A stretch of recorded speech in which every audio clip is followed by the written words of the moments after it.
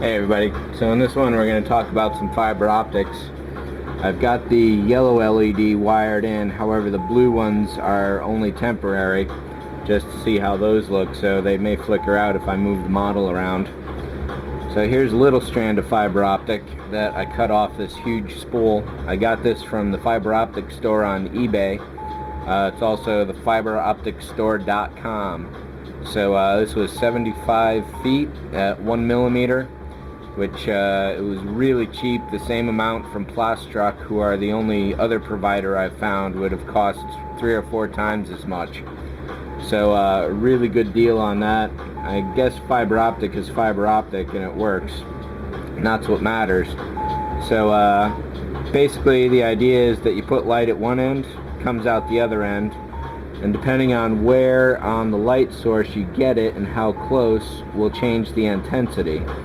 So here's off to the side at the base of the LED as opposed to directly on the front of it. What I found also in previous uses is that if you put a little Sharpie on the edge, that will change the color. I discovered that because I was using some shrink tube to hold it on, which is the basic idea, and I had used yellow on white and the lights were coming out kind of yellowish. So if you only have white LEDs and you want to change the color of your fiber optics, go ahead and put some Sharpie on the edges of it, and that will transmit along the length. So the basic idea is to, I pulled out this model because I've done some more fiber optics on this than I have on the Cylon here. So the idea is that, and here's a bunch all rolled up right here. Get as much as you can, twist it up, put an LED at one end, put a piece of shrink tube over it, shrink the shrink tube, and you'll get power. I don't have the power supply for this one handy. Another technique you do is to stick it all out of the edges here. After you've fully painted your model, you're going to trim this down to the edge. So this will protect the light source from getting any paint on it until you're absolutely ready. You can see here that these kind of curled up, and that's because I was using the heat gun to on the shrink tube here, and basically I got a little extra heat around and it just curled it all over the place. I may actually pull all this out because I've got some better white LEDs that I want to use. These are white that kind of goes blue on video. I now have some white LEDs, they're called warm white, which don't go quite as blue on video. So it's a lot of, this was probably like 3 hours to do this, and I'll tell you now that working with a lot of fiber optic is a total pain because it wants to slip all over the place. The way I sealed these in was to just dump a pile of white glue in there, so I may not even be able to pull them out. They might be fixed forever, but I may be able to change out the LEDs with a relative ease. We'll see how that goes. You never want to use any kind of super glue or anything like that. That will just simply make the fiber optics brittle and useless. So over here, I guess I'll attach the points, and the 2 holes that I'm putting in the front here,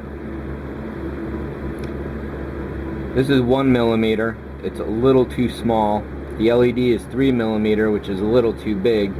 So that's got me wishing that I had some 2 millimeter fiber optics, because that would probably fit this drill hole perfectly.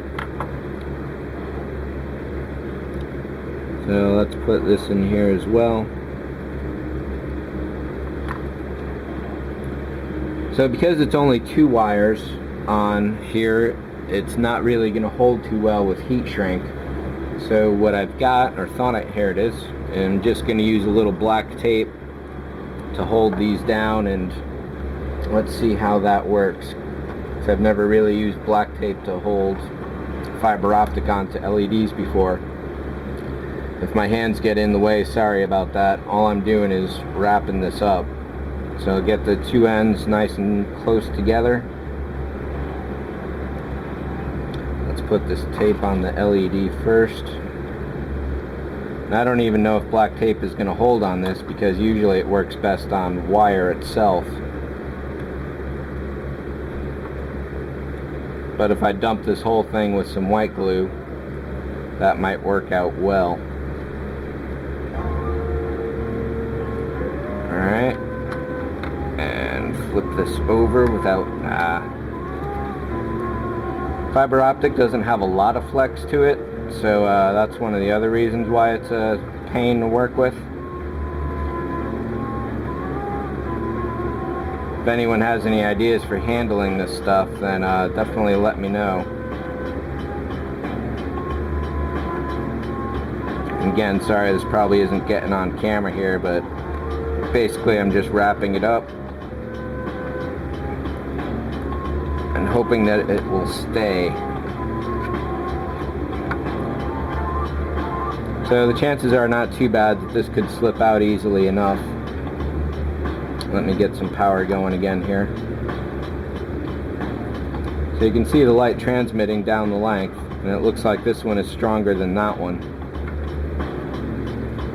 And let me get these blue lights out of here, that will help out.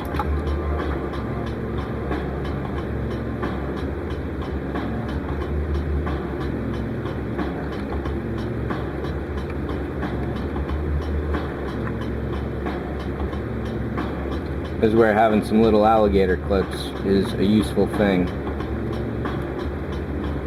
There we go. So yeah, I'd say this one's a little stronger, but not by much, and that can probably be changed just by manipulating the block tape here. So now they're pretty close to as strong as each other. So I'll just try and fix these in place with some white glue, and then I'll just leave them alone for a while. So unfortunately I cut a lot more cut more than I needed, so I'll probably just trim another inch or so off of that once this white glue dries. And basically I can't touch this until this is dry.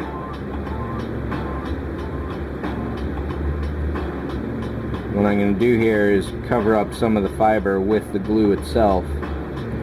I've got an idea I want to try on this. Like I said, super glue will destroy fiber optics. What I'm thinking is that if I protect it with this white glue, kind of sheathe it, I'll be able to put some super glue on there along with some baking soda, and that will give it a completely rock hard surface.